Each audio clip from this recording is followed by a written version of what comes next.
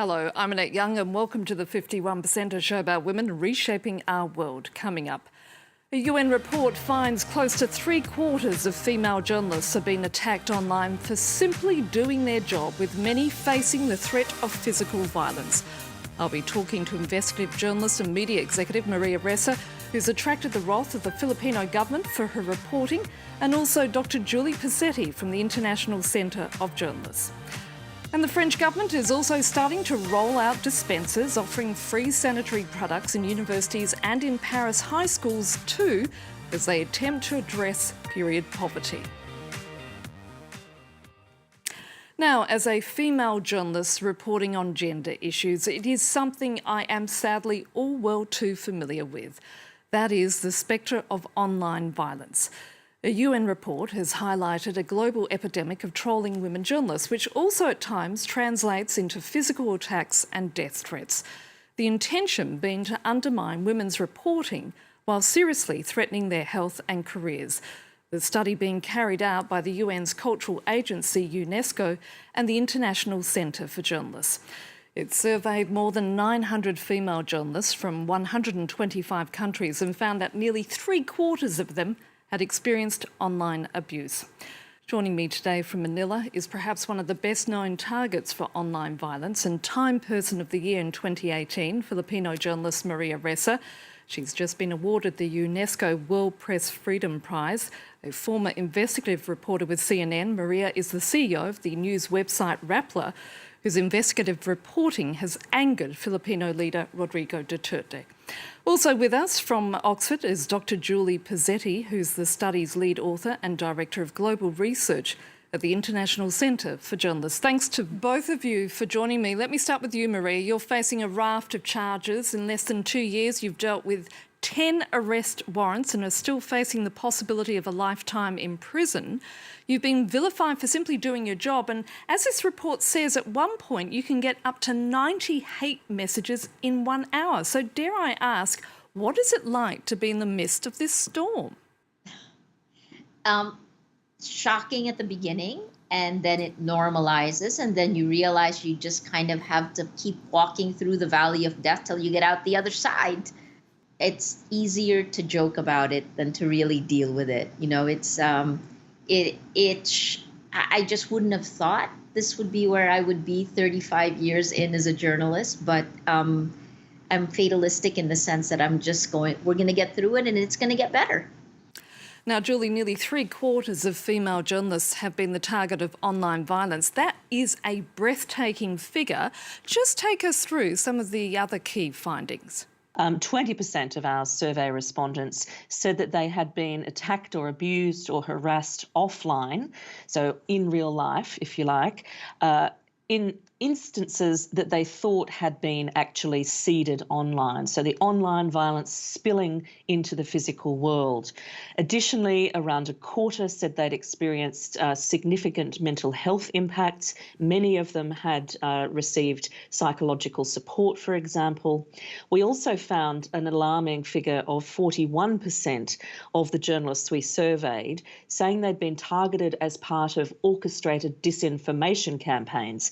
So we can see the ways in which disinformation, hate speech, and also the rise of populism and far-right extremism in its digital manifestations align to really create horrific and hateful impacts on journalists around the world. Maria, one common strand that unites all extremist views online and those behind the trolling of female journalists, regardless of where you stand on the political spectrum, is the hatred of women. This is digital misogyny at its worst, isn't it? Yeah, absolutely. It dehumanizes you, right? But the end goal of all of that is to actually break down trust. So it's this confluence of the dehumanization with tearing down credibility and trust so that people don't know what to believe. Once you tear down trust, then you can replace the facts with a new meta-narrative. It's a whole ecosystem designed for power. Julie, your thoughts? Absolutely. Misogyny is at the core of these attacks on women journalists around the world. And on top of surveying the 900, we also did detailed interviews with over 170, and the themes repeated again and again from New York to Karachi. This is a phenomenon, and it ranges from really horrific and prolific attacks of the sort that Maria has experienced through to what we call networked gaslighting, so which is designed to just cause doubt and discomfort and humiliation to the women who are trying to do their jobs. And I mean, some of these attacks were so vile that they involved women journalists doing their job being threatened with the rape of their newborn babies. 2 women we spoke to had experienced that. They'd received death threats and rape threats against their infant children as a way of trying to chill their reporting. Maria, it seems social media platforms have failed miserably in tackling this issue. So what can be done at this point in time? Regulations. It's funny. In 2016, I thought that the social media platforms would be able to deal with this once they identify the problem. But what we've seen is really denial, obfuscation, and then a kind of whack-a-mole game. This is connected to the business model of the social media platforms, the design of the social media platforms, and the way information operations now target women. And the end goal of all of this is to break down facts. If you don't have facts, you can't have truth, you can't have trust. Without trust, nothing is possible, right? So they come at the if you are weaker to begin with or marginalized, perceived to be weaker or marginalized, you get attacked more. Julie, yet some media employers, and I'm quoting you here, are policing the speech of women journalists or disciplining them for when they call out their attackers, thus paralleling the sort of victim blaming associated with sexual and domestic violence. What should news outlets be doing instead?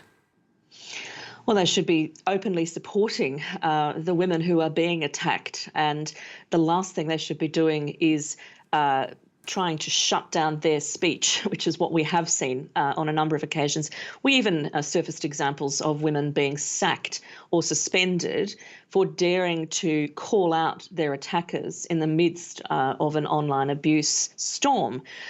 What they need is appropriate support professionally, psychologically. They need abilities to escalate appropriately to the police without fear of retribution within their corporations, for example.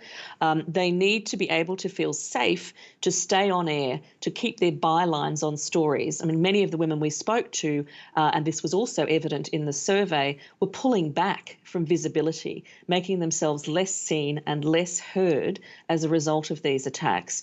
And it got even worse if we're talking about, women of colour or women from minority religions. We can see escalating impacts and instances of online violence when you're talking about women of colour, for example. Finally, to the two of you, I imagine legislation is key in all of this. And again, what would you be recommending governments do?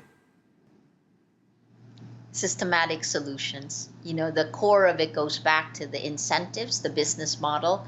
The business model actually amplifies lies laced with anger and hate. That spreads faster and further than facts. Sorry, I keep going back to that, right? Because the attacks on women are connected to the lies that are told about women. These are lies. Julie? Yeah, I mean, it does involve policy and legislative responses. We have to be careful that those legislative responses don't crush the ability of women to speak, of course. So there needs to be protection for freedom of expression built into any response. Maria Ressa and Julie Posetti, thank you so much for your time. Thanks Thanks Annette. for having us. Now, as we've reported on this show before, some governments are slowly beginning to address period poverty, such as New Zealand and Scotland, whose parliament last year passed a law making sanitary napkins free in all public buildings. Here in France, the government is also starting to roll out dispensers, offering free sanitary products in universities across the country. And they're making them available in high schools too in the Paris region, as Emerald Maxwell reports. It's a very welcome addition to this high school north of Paris. A dispenser of free sanitary towels and tampons for students prominently displayed in the girls' toilets. My friends and I have all been caught out when we've got our period and we don't have any pads on us, so you're forced to ask around, even to people you don't know. Having them here in the toilets is really practical. It's one less thing to worry about. I've had that where I've gone up to everyone to ask if they have a pad, and it's a bit awkward. Sometimes the nurse's room is closed and you have to go and ask at the school office where there are boys. It's a bit embarrassing.